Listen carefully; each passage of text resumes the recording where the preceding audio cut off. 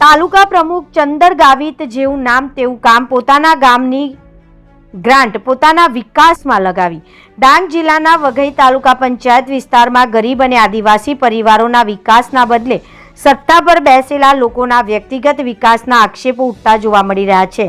ખાસ કરીને વઘઈ તાલુકા પંચાયતના હાલના પ્રમુખ ચંદર ગાવિત ગામે ગ્રામજનોમાં અસંતોષ જોવા મળી રહ્યો છે।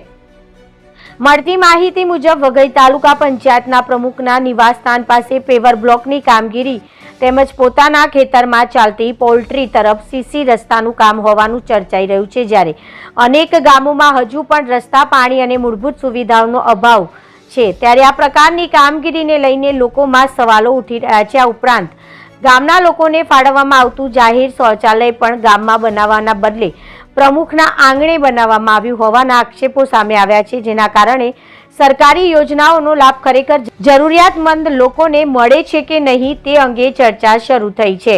સ્થાનિક લોકો કહે છે કે જાહેર મીટિંગો અને સભાઓમાં વિકાસની મોટી વાતો કરવામાં આવે છે, પરંતુ વાસ્તવિક વિકાસ ગ્રામોમાં નહીં પરંતુ પ્રમુખના આંગણે જ દેખાઈ રહ્યો છે।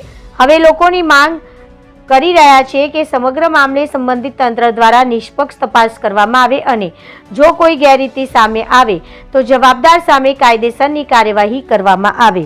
Reporter Vinod Pawar, BN news Gujarati, Dang.